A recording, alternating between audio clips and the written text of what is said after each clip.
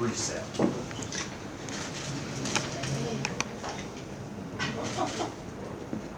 A lot of you in here today. All right, you ready for questions? Eddie, you've obviously coached in situations before when you split carries, 2 or 3 running backs. Does that change the way you call the game at all versus having been a cell or something out there and get almost all of it? I don't think so. You hope that one of those guys, comes out of camp as the true guy.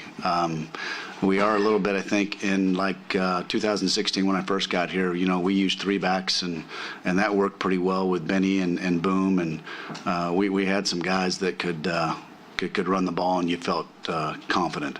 To me, that's the biggest thing, is that if one gets on a roll, you let them go, but it's just that confidence in terms of protection, everything that we need them to do in the pass game. If they can do that, they'll probably play. And, I haven't seen the stamina out of these 3 yet because they haven't had that opportunity. So try to push them hard in some of these scrimmages that we have coming up to see how many they can go in row and be effective. Benny got better as we went, so we'll see how these guys go. You preach it every year, explosive plays with a guy like AJ, Terry, Lynn. What excitement does that bring that they can take off at any moment? Yeah, that's what we really talked about this spring, and everybody says that we're going to throw the ball a lot more this year, so I'll get this out of the way right now, okay? Everything starts up front in this league. It's about the physicality, and big men lead the way.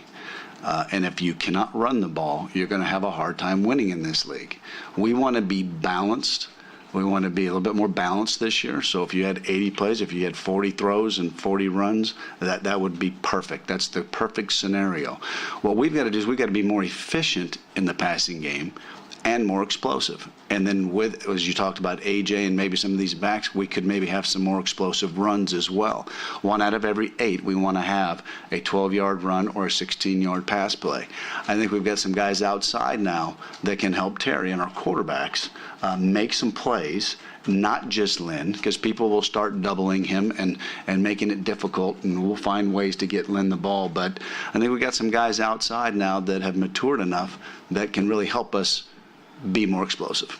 Terry's getting enough respect as an efficient thrower and being just in the conference after school and prom, he's the most efficient passer last year. Yeah, you know what? I'm one of those. I don't know what they say. He has worked awfully hard. I think you saw the improvement in the spring at throwing the deep ball. We've got to be great at the little things. Last year we missed just throwing a bubble. We missed a bubble throw 30 times.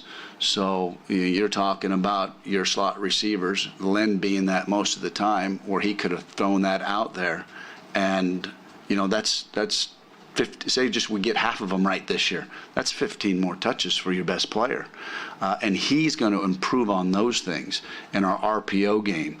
But then I think what he's done with his technique and fundamentals over the offseason, I don't think there's any question he's going to be a better football player.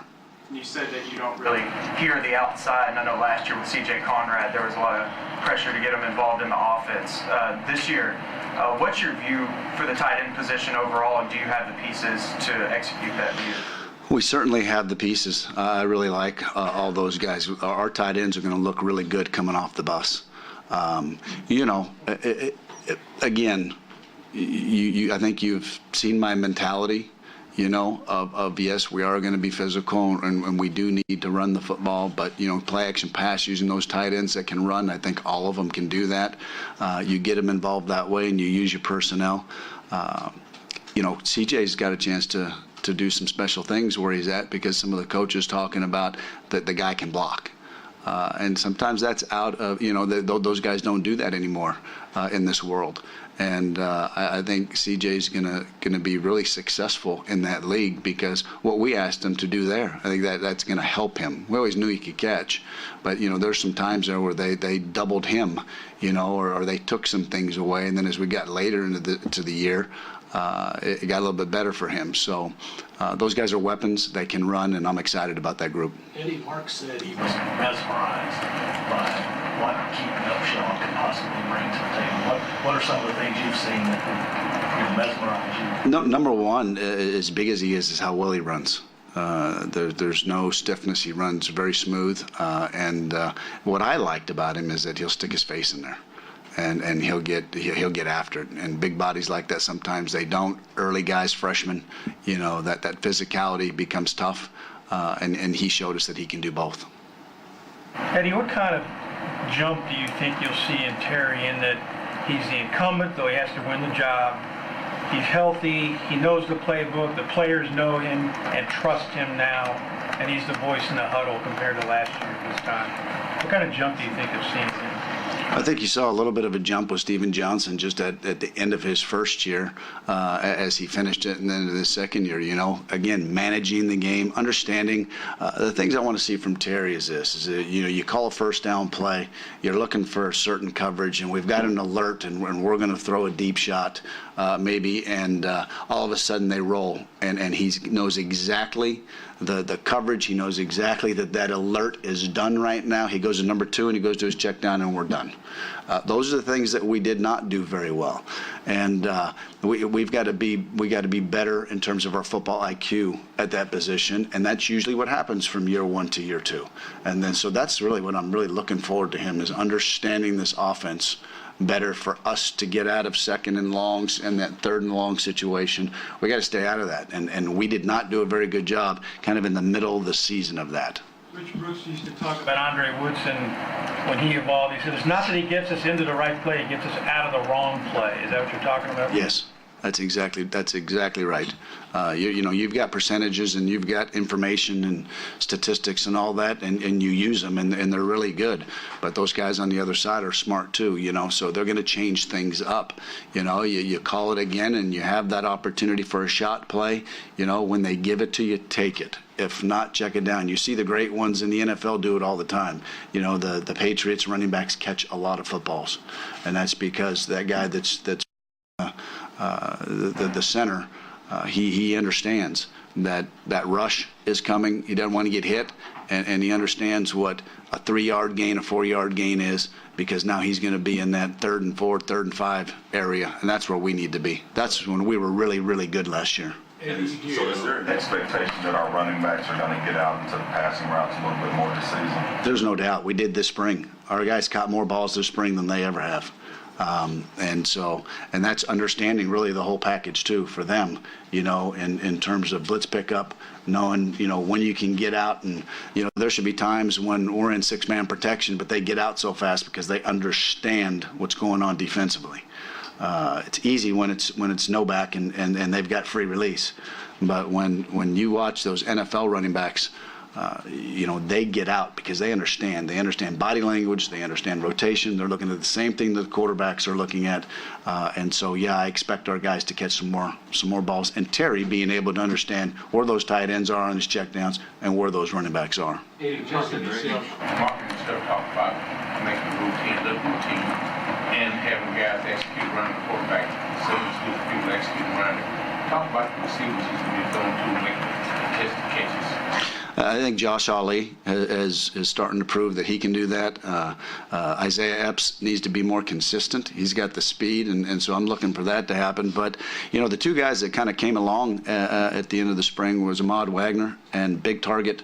And you get that ball in his area, and those guys got to make those catches, and also Bryce Oliver.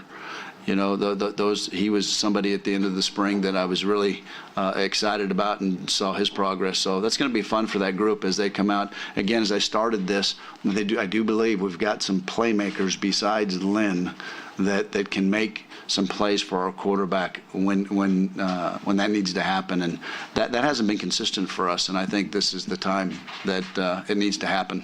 You talk about Justin Greg, he's your most experienced tight end coming back. After playing behind CJ, what do you kind of hope for him this year? Where do you see him fitting in the best? Keep growing, in his maturity in the game. I think that he can run, and he's really smooth. Justin, he'll surprise you. He can run, and his physicality at the point of attack is really good. So I like for him to just be a leader and continued to grow in that position, and it's his job, just like Terry's to lose, or AJ or whoever we got slated, but we're going to compete, and he's got a bunch of guys underneath him, just like I do at running back position, I tell AJ every day, you better get ready now. You got some guys that are coming after your rear end, so same thing in that room. So I just want to just see him mature more in this offense in terms of, the details and the fundamentals and taking care of his craft. What jumped out to you when you first saw Sawyer Smith's film? Toughness, smart, got rid of the ball, quick, talking to, just watching that, and then just talking to people that coached him, what he brings to the table in that locker room. Those things are all so important when you have a guy like that come in, that come in from another school and they transfer. If you get somebody that's not right in the locker room, it can be a bad deal. And so far he's shown all that. It's fantastic to be around. He wants to learn. He's a team guy. And there's a guy that was a backup, came in, led their team to a lot of victories, and did what the coaches asked for him. So I loved his humility and the way he approached that. Steven Johnson did kind of similar things for you guys. Are they cut from the same cloth? I don't know that yet. Steven Johnson was one of the toughest human beings I've ever been around, bar none. One of the toughest kids I've ever coached. So I don't know that yet. I haven't seen him and looked at his eyes, after he gets hit, 2 or 3 times right underneath the chin. And he gets up and says, "Coach, don't even think about taking me out." And, it's pretty strong.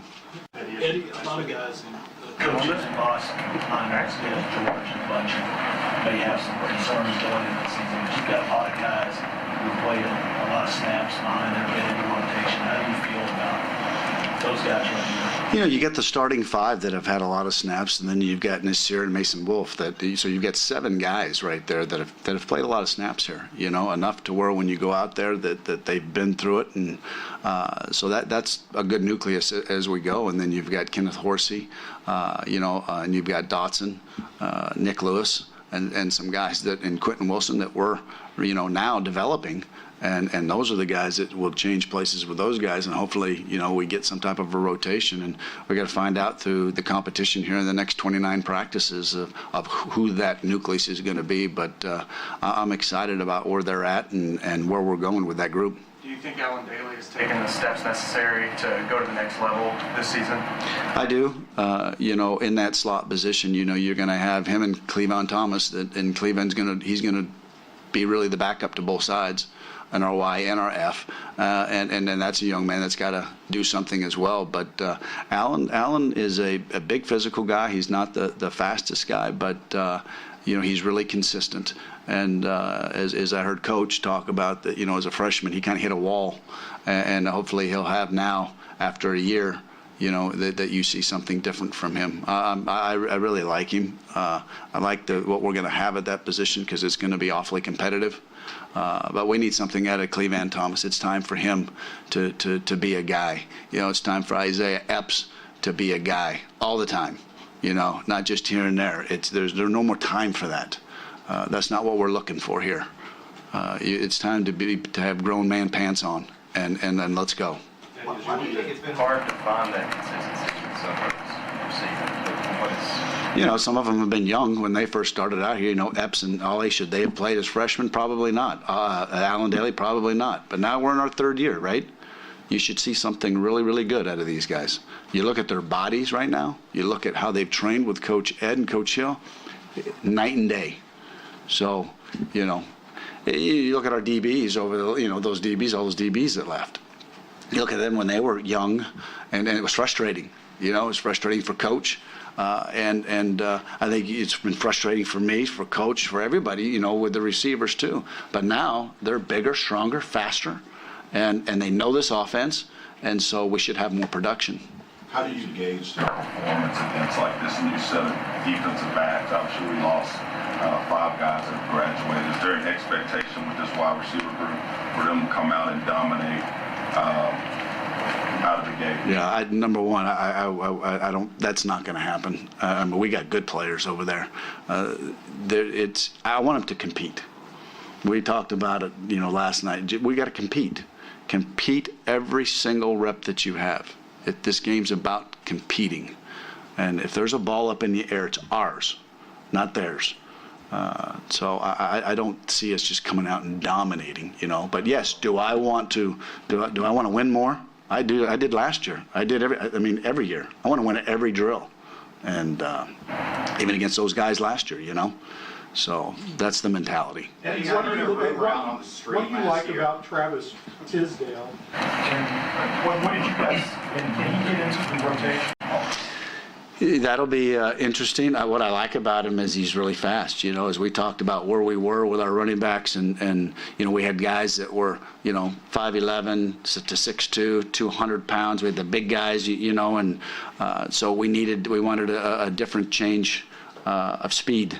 And so we went out and we looked and we found him, and he's tough, hard-nosed. He came in here and he ran like a 4.32 laser right when he got here with Coach Ed. He's explosive. So he's got legit speed, you know. He's got that Boom Williams, I think, type of speed. So I know he's got toughness from where who coached him and where he's from. He's had a great summer. I love his attitude. So it's going to be fun to see him get some reps and see what he can do.